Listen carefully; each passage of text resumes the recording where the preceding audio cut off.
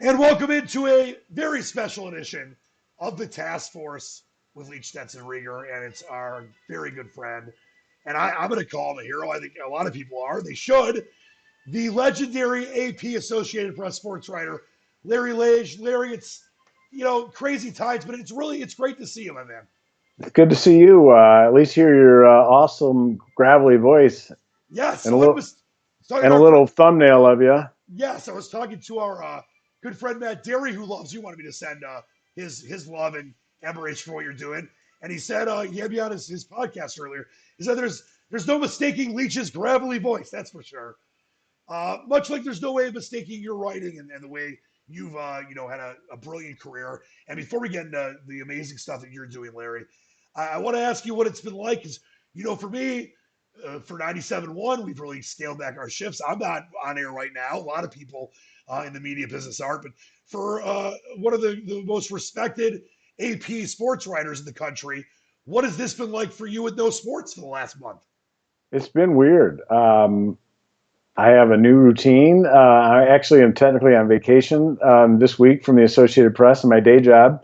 My side hustle and mission in life that we'll talk about later Yes. has become like a part-time job, but I'm still in my routine of waking up around 6 to 7 a.m. like I did when my kids were in school. My wife's a teacher, and it's my job to get the kids off to school. They're not little; they're in 10th and 8th grade, but they need a little assistance and prodding from time to time, and make their breakfast and lunch and whatnot. But anyway, I've stayed in that routine, and I've still been working out because I know I need it physically and mentally and spiritually and otherwise. So I've been able to keep in my workout regimen, which is nice.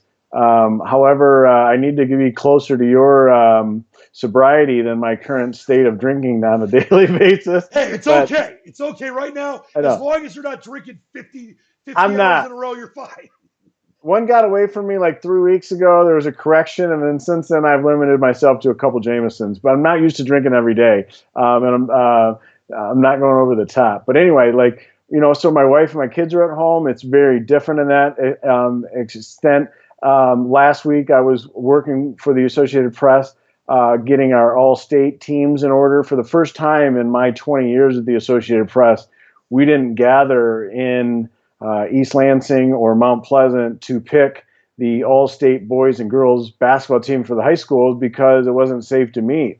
So there was a lot of hoops I had to kind of jump through and get things dialed up last week. We voted all online. The girls team uh, have been released this week. The boys next week.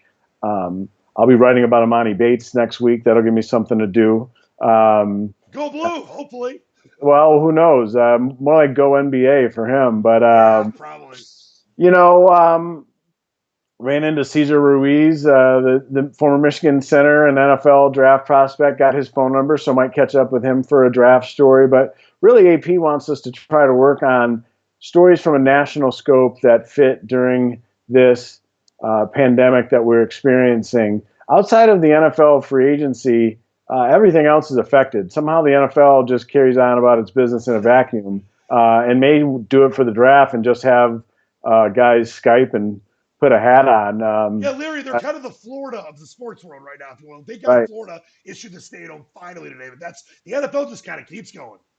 right. And you actually spoke to a friend in Florida today. She lives in the Sarasota area, a friend from Michigan State, and she said people in Florida don't really listen to what they're told. That's kind of a cultural thing there. So be interested to see how that plays out. I won't go there, but I just hope that from coast to coast and worldwide, people do what the experts are telling us to do, and to take this seriously. But to answer your question, it's really weird to not have sports. I was really looking forward to covering the Frozen Four Yeah, next week yeah, we're in gonna do that. Detroit. I had a room at the Renaissance Center Marriott on that Thursday night to cut down my commute to Ann Arbor after the two games and before press conferences. I was really looking forward to that. We had a Michigan Sports Hall of Fame meeting. I'm the co-chair of the selection committee, and we did it with a 20-plus person conference call that I directed with some help from texts and instant messaging on social media, but we've always met at Comerica Park or somewhere else or Giannopolis's and hashed out the long list to get to the shorter list of the Michigan Sports Hall of Fame ballot that will be coming out later this month to give us something else to talk about and do. And I'll be honest with you right now, one of the biggest adjustments I have is to not touch my face. I want to scratch my eye right here. Oh, yes. I'm not sick. My hands are clean. I'm even wearing these things, but like I got to use my like arm, I guess. And I'll just go ahead and do that. But like not touching my face, like I mess with my goatee all the time. It's like I used to have a hair twirling thing, but I don't have any hair. So like my thing is messing with my goatee. My dad always says, you know, he can see me. He's particularly at the Breslin Center in my usual spot in the corner, and he makes fun of me. I'm always touching my goatee, but you know, and I'm a shake your hand, pat you on the back. It depends on who you are, hug you kind of guy. And I just wonder if on the other side, you know, we have to make changes in that regard. Yeah, and as you said that, by the way, I just touched my beard. Thank God. What's wrong? I mean, I can't even stop. It's so Right. tough. But like you said, there's a couple things I wanted to touch on. First off, I'm so glad you brought up the routine and the walk. For me personally, and I needed to get in better shape anyway. I've been going on daily walks, at least a couple miles, trying to get in better shape. And you mentioned a very important part of this because a lot of us, obviously, most of us are all socially distanced. We're, you know, at home. We're away from family and friends. We're staying connected by doing shows like this or FaceTimes, and that's a great thing. And Zoom and I wish I would have invested in Zoom before this all Right. happened. But yeah, I think they're like $40 billion valuation now. But you mentioned the mental aspect and the psychological aspect, Larry. And you look great, by the way. I got to give you kudos. Thank you, brother. You've always been in pretty good shape, way better than me. I'm getting there. I've lost 7 pounds in a couple of quarantine weeks, but the ability to, because sports is an outlet for many of us. Obviously, people like you and I, it's in our DNA, in our blood, in our breath, and everything. But to stay healthy mentally without that, you know, cathartic sports connection, walking, exercising, having a routine, it really is important, Larry. And I can tell it's working for you because we'll get into the amazing stuff you're doing, which has to make you feel incredible. And you're doing it in a very altruistic way. So it's not like you're looking for the kudos. You just do it because you care. But you look great because you are staying healthy. That's very important right now, Larry. Yeah, I've been lucky enough to be around some amazing people, and one of them is Greg Arden at the University of Michigan in the athletic department. I've known him professionally and personally for over 20 years, and I've heard him counsel people. I've heard him speak, and he really provides a great framework for all of us if we listen and try to practice it. There's 3 parts of your life. There's a physical part. What do you put in your body? What do you do with your body? There's a mental part. What do you do with your time, with your vocation, with your relationships? And a third is a spiritual part, whether that's religion or yoga or mindfulness or something. Fill those 3 buckets. And I'm just so thankful that those 3 buckets have been as full as they've ever been in my life going into this pandemic, because it has put me in a position that I can help deliver a calling that I have for friends and strangers alike. And I'm just so thankful, and I can't let it slip. The workout routine that I've had is a big reason why I have gotten into this shape. And you know, a challenge I'll have now that I was doing better before is not eating late. Like after dinner, don't snack. Yeah, it's very tough right now at times like these. And then get a good night's sleep, and then work out in the morning. Maybe have coffee or tea.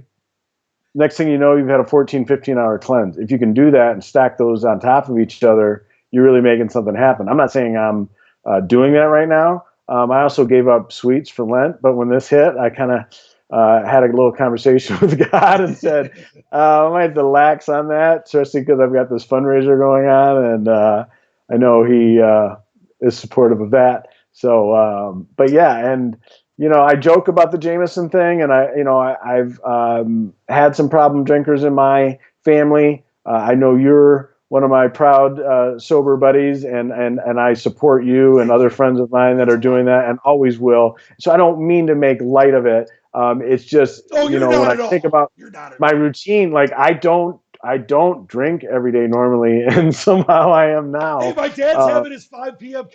cocktail happy hour every day. It's what Larry, you said it. It's a routine, and as long as like, listen, I'm an advocate for not over doing it, and people need help, they can get help. There's nothing wrong with having a drink or whatever it is every day because it's helping people get through. There's nothing wrong with that. Well, and everybody's in a different situation. I mean, one of my best friends got sober in college, and everybody was like, "Hey, I didn't think he had a problem," because they were, probably worried about themselves. Right. But my friend always said, and I would then relay, but it's how he felt about his situation. Like, if you are okay and you're functioning, and you're not making dangerous decisions for yourself or your family or other people, like i.e. drinking and driving, and you're handling your business, then you're handling your business. But not everybody has the same uh, deck of cards in front of them or hand, right? Yeah. And we're all born with a different one. While we're philosophizing, I have a count theory that everyone is born with a count. Some people with a silver spoon have a 3-0 count, and pretty much guarantee they're going to get on first base if they don't blow it. Some people are born with an 0-2 count, and they're in trouble, but they can make it. They fight and scrap.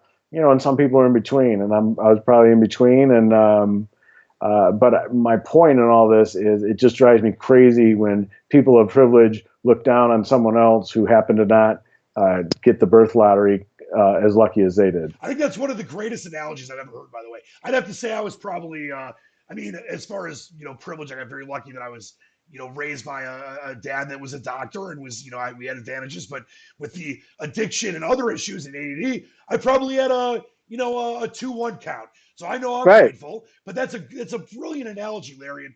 And, Thank you. and to speak to take that further, which is why I think this is so important any day is a great day to have you on, but more so now than ever. Whether people have that 3-0 count or the 1-2 count or whatever it was, what you have done and what you are doing with this fundraiser. I want to first start at the genesis of this because I remember I first saw it. There was a story. It was in the Detroit News. I know there were stories everywhere. Free press. Free press, yes. Jeff Seidel. Yes, both papers great, but I got a partial to the Free Press. But interestingly, before my ADHD kicks in, so Jeff Seidel from the Free Press was the first of many media outlets to write about this. And what was really cool was the picture on the front of the Free Press sports section, for those of you that actually saw the paper, was a great picture of Miguel Cabrera and I talking 5 years ago. And it was taken by Detroit News photographer David Grolnick. So David Grolnick was on the cover of the Free Press. That's the way it's supposed to be. It's a story about me. I love it. No, it's brilliant. But so Larry, and listen, I'll be honest. People know this. I'm not embarrassed. It's so many of us are going through this. I'm someone that is not working right now as far as my great station 97.1 is scaling things back, social distancing, being safe. Totally understandable. But there are many people like me, and obviously freelance sports writers, the FSD production people. There's so many people in our business that love bringing the action, the content, the opinion, but in these surreal, unprecedented times, unfortunately can't. What was the genesis for you to start this donation fund to help people like me and so many others, and not just make this incredibly beautiful impact? You talked about God and faith. You obviously are a man that is so well rooted in this great karmic principle right now of helping others, which I know that, and you know this about me. I try to do it as well, but I don't have the ability to do what you're doing right now. You have done an incredible thing. What started this? Where did the idea come from?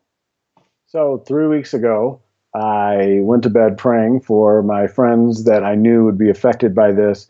When it was clear that the sports world was going to be paused, that would have been the first night of the NCAA tournament, the slew of games on that Thursday, that magical day. Best day in sports.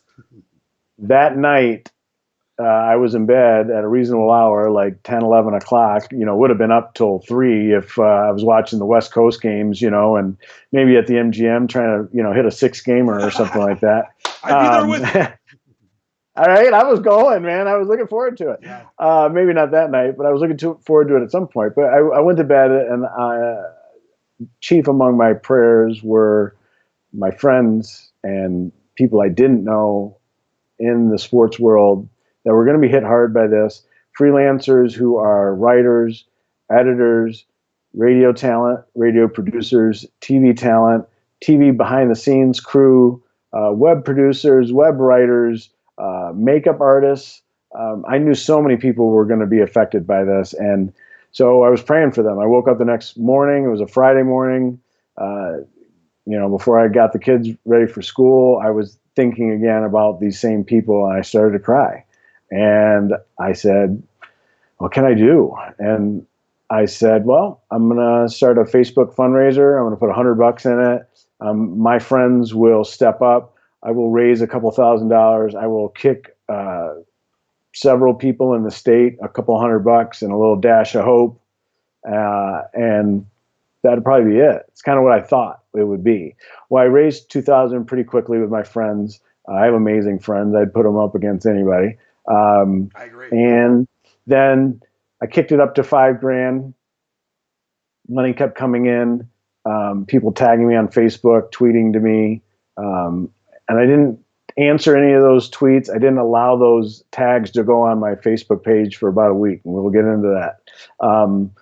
Then Jeff Seidel reached out and he said, I'm looking for feel-good stories in the wake of the pandemic, and what you're doing is one of those. Are you up for talking about it? And I said, well, yeah, but only if you can make it as clear as possible. I'm not doing this for me or my publicity or my fame. Like, I have my last job. I don't want to go anywhere else. Like, I don't care who else knows me. Honestly, enough people know me. Right. I'm not doing this for me, Jeff. But if it brings more attention to this fundraiser, brings more funds, brings more awareness, and makes other people think about how they can help someone else during this crisis, sure, let's do it. So got the interview okayed by AP, talked to Jeff. He did a great job of the story. He did. And then it's been viral in a good way. San Francisco ABC reached out, NBC Detroit, NBC Grand Rapids, Fox in Boston, CBS in Lansing, ABC in Detroit, The Ringer, Lansing State Journal, Ann Arbor News, and now you. The task force. I mean, we're all just as important. But where's the mic? Hey, let me tell you this. Can you like do a thud sound drop later, maybe, of me dropping the mic? You dropped it. But let me say Good, this. And Good Morning America tried to get me, but I was like, no, I gotta go on with my man Dan yeah, Leach. you can't listen. I know that. I think Brian Williams wanted you. David Muir, you got to turn him down for a minute to talk to the Squatch. But I'll tell you this. This is why it hits so home. I never, most of us, none of us, expected the sports world to come to a standstill. And all of a sudden, when this happened, I was actually at the game with Rudy Gobert at LCA. I was 2 feet from him, and I didn't know what was going on. I didn't know if I was at risk, and everything kind of rolled those 100 hours from that Wednesday to the weekend when everything started getting canceled, and then finally early in the week the NCAA tournament, which was the biggest one left, got canceled. I know for me, I was freaking out. Aside from all of the scariness with having parents that are in their 70s, friends, family, like you have mentioned, I was praying. I'm not necessarily super religious, Larry, but I'm very spiritual, and I got emotional. And then you reached out to me, and I said how amazing what you were doing was, and you were able to help me, and I started crying. So I think that reaction that I had, and I'm not embarrassed to say that I'm emotional. I think it's a great part of humanity that we all should be a little more in tune with, especially now. But to see the impact on a personal level, it's like maybe some people did think that the COVID-19 was real until someone they knew got affected or unfortunately sadly died. This made it so real that you are doing not just yeoman's work, God's work, whatever you want to call it, but you are a lifeline to people like me and many others that love what we do, but never could have planned for this. Our companies could have planned for this. And I just think that it speaks volumes to during this time, we obviously are still incredibly divisive. We know that there are people that want to spew things and be racist and misogynist and whatever. That's got to be pushed out. It's these kind of stories. It's this kind of altruistic thing that you're doing that I think when someday soon, hopefully, whatever it is, we come out of this, Larry, we're a little kinder, we're more in tune, we're more gracious, and we're more grateful. And what you're doing, I can't say the volumes it speaks enough to those kind of principles being put in place when eventually we do come back into the much changed but beautiful world we left. Yeah, I appreciate the sentiments, and one of the really cool things from the people that I've connected with during this process is, they said this means so much to me, and as much as anything, that someone cares. To have Yes. someone, Yes. whether you know them or you're a stranger, reach out and say, "I want to help you. I can give you $50 or $100." That is not going to pay anybody's rent or mortgage or car note. But if you don't have any money coming in and someone's giving you $100 and there's no strings attached, that's pretty cool. And Very, the very best cool. the best thing is the people saying, just to have someone acknowledge me and my situation and care about me means the world to me. And when you give, you get. Yes. And Absolutely. my late grandma, Marion Lage, used to say, "There's two kind of people in the world: givers and takers. You make sure you're a giver." That's what she would always tell me, and I always have been. My family's that way, and I have such an awesome life. I mean, I've been at the Associated Press, the world's largest news gathering organization, for 20 years, and I'm I 46. was going to say, so Do you the started math. when you were 15. I thought you were 35. Do the math. I mean, I'm 46 years old, and I'm living in my hometown of Ann Arbor. Yep. I have two healthy kids. My wife's a special ed teacher in Saline.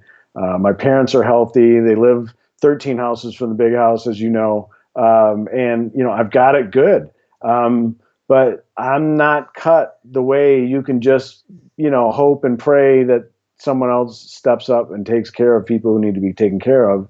And yet I know I can't help everyone affected by this, but I hope, with the help of my friends and strangers that hear about this mission, that we can kick some $100 bills, $50 bills through electronic means, and checks, by the way. I've Yes. sent a check in Detroit, one in Florida, and one in Missouri, I That's believe. awesome. They still use People them. They who, still use those checks.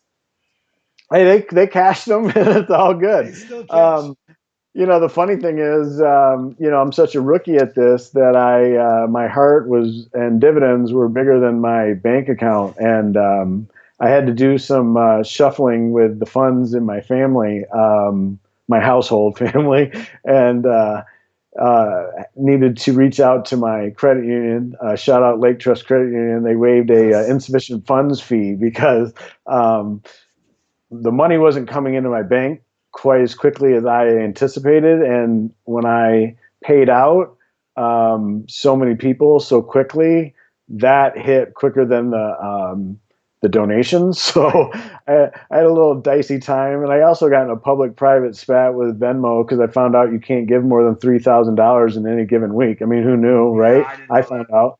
Yeah, who knew, right? But I hit that max, and that was kind of cool. That's So I great. took that I took it publicly on Twitter and privately as well. And it's just a policy they have.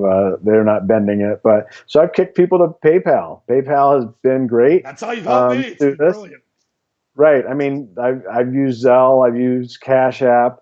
I know there are others, but those are the four I have on top of checks. So one way or another, and people have mailed me checks. Local sports writers, some national sports writers. Some of the biggest names in the business have stepped up and shared this on their social media, have sent me contributions, and that's heartening as well. And so poignantly said, I wanted to touch back on how you said that, letting people know that someone's there. And that's what it was like for me. And like Larry, we're blessed to have a lot of great friends. You mentioned how many people are special in your life. We know a lot of the same people in our business. I mean, I think that there's obviously a connection in our kind of, I don't want to compare it to war, but we're soldiers in arms. We're Fraternity. yes, and Yeah. to Our know community. it Our is. community. It is. It's definitely a beautiful community, and It's a community. it is. And to have someone during that crazy few days know that they were there for me and that you've done for so many others is so important and meant so much. Because I haven't been sleeping much. I'm definitely exercising, feeling better, but my mind goes like you mentioned ADHD. It's ADD, always dapper Danny. That's what I've always called it. But I think what you've done in helping people like me and many others that are struggling right now is that when things come back, we might never have it normal again. I'm sure you know what I mean. But when things come back to whatever that new normal is, people like me and others are going to want to. I mean, I've always tried to be this way anyway, with what I've learned being in recovery and being sober.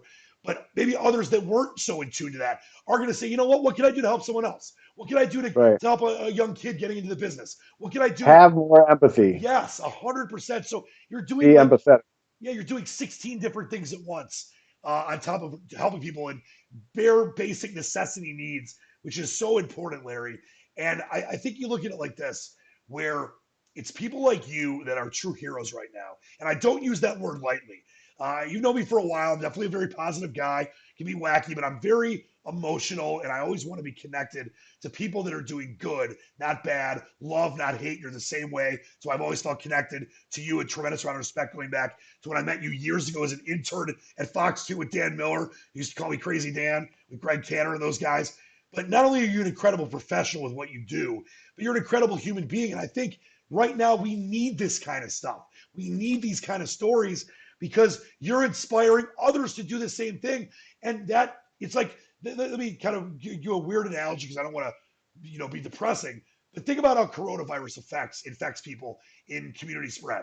What you're doing is the opposite. You're taking community spread and inspiring and helping and spreading love. Larry, that's beautiful. It's truly beautiful. Thank you, brother.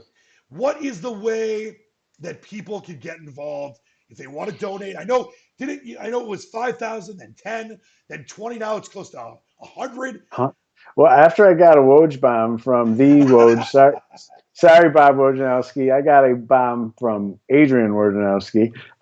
He shared it on Twitter to his 4 million followers. Oh, 4 million? I have like 12,000. yeah, 4 million me too. followers, right? But how about this? Adam Schefter is now a donor. You can see that on the Facebook page. Awesome. Who's donated there, and he's in the mix. And I've lobbied to try to get him to tweet it because he's got like almost 8 million followers. Can you imagine? We have like 15, 12,000, 8 million. It's just crazy. Yeah. And well, that he's almost twice as much as a Woj bomb. Yeah. Right? That's I mean, nuts. that just shows you the power of the NFL. Anyway, if you go to Google and Google search freelance sports journalist fundraiser, it'll pop up. Maybe Facebook as well. Whether you're Facebook friends with me or not, you can find it with a Google search. You can also send contributions directly to me and cut out Facebook, and it's very small fee, and it's long process for me to get the money, about 10 days. But it helps.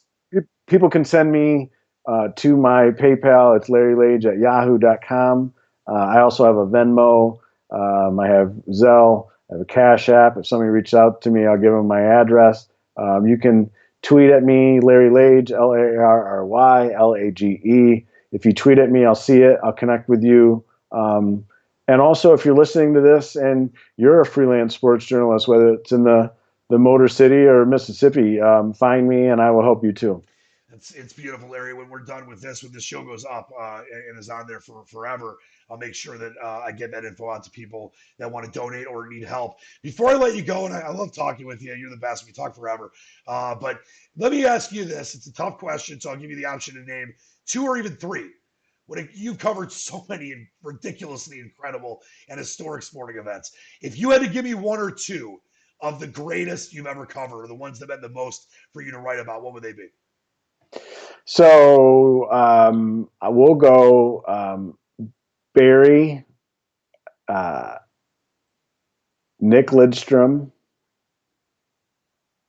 Eiserman, so far beautiful. Calvin Johnson, Miguel in his prime. That's 5. And do you have an event? Like if there was one event that you loved the most or meant the most to you? The most notable was November 19th, 2004, the Malice at the Palace. Yeah. I was in the eye of the storm next to Rick Mahorn, who took 2 steps behind us and was trying to break it up. Meanwhile, I put my left foot on the scores table and I leaped onto the court and got on the phone with AP and said, "Turn on ESPN, I need help." And I'm looking into the stands with Pacers throwing haymakers like they're at Fraser's Pub. and I'm on the court. and the game is technically still going on. Yep. And so that is number one in terms of notable. Number two would be Galarraga's imperfect game. Yep. Um, all of the Michigan State games going back to Desmond being tripped in the end zone. Desmond, by the way, one of the people who tweeted out my Facebook fundraiser. He's the best. The day that Desmond was tripped in the end zone by Eddie Brown was the day I got into Michigan State. That day, I got my acceptance letter at Michigan State. So that was pretty wild. On a good note, Maglio Ordonez's AL pennant clinching home run at Comerica Park was pretty magical, for sure. Pistons winning it in 2004 was very cool. Had and still have a good relationship with a handful of those guys. Still keep in touch with Chauncey and Rip in particular. Fabulous people. And Chauncey Billups is on my top 5 list for most accessible, cool people to deal with in this business. Every game, win or lose, no matter how he played, he was available in his corner locker as long as you wanted to talk to him. Right away when the locker room opened. Yeah, he was incredible. Larry, think about the Piston locker. Think about the Piston locker room you work now. Oh, how long you have to wait for anyone? Scraps, relative scraps. The point guard of the Pistons in their last glory years, when the doors opened, right there. He was there as long as you wanted to talk to him. Yeah. Pre-game, nothing on the record. If you wanted to ask about his daughters or shoot the breeze, he would do that. But he didn't do pregame interviews because he hurt himself after doing one, so he was superstitious. Yep. I don't know how we got to that, but not many guys like Chauncey Billups. But I'll tell you this, Larry, you've covered it all. Now you're helping them all, and it's people like you, and I'll say this word again because it's the truth, that are heroes, that are inspirational, and in times like these, we need you more than ever, and you're going to inspire so many others. And I, from my bottom of my heart, and other people that I've talked to in our business that have either donated or you've been able to help with this donation fund, we salute you, we thank you, and you have let people know in a major way that I think some maybe had forgotten. Human beings are beautiful creatures, and that this is a very tough time for so many in so many different ways. People like you are making it so much better for now and for the future, and I can't thank you enough for doing that. Yeah, you're welcome. And the best way for people to help is to share the fundraiser on their own social media, their Twitter, their Facebook, their Instagram. And if you can donate. But I realize this is a tough time for a lot of people. And so my ask is for people to do the free, nice move, which is share this on social media. 100% of what comes in will go out and go to people who need it. And if you can donate, please do. But the ask is, do what's free and just share this on your Facebook and your Twitter, and Dan can help you with that. 100%, Larry. Thank you for everything you're doing. I can't wait to be at a sporting event down the road when it's safe and have that great connection to the fans and the teams. I can't wait for that to happen, Larry. Yeah, and when it's safe to hug you, I will, buddy. Oh, I'm going to give you like 15 hugs, so get ready. And we'll fist bump, and we'll make sure our hands are washed. Larry, thanks so much for being on with me, and keep up the amazing and noble and brilliant work. And nothing but the best to you, your beautiful family, and just life in general, my friend. All right. Peace. Till next time, it's been the Task Force. My man, Larry Lage. He's on Twitter, Larry Lage. I'll get all the information out to people that want to help or need help. We'll see you next time. Till then, stay safe, wash your hands, believe in the dream, love, not hate. Take care.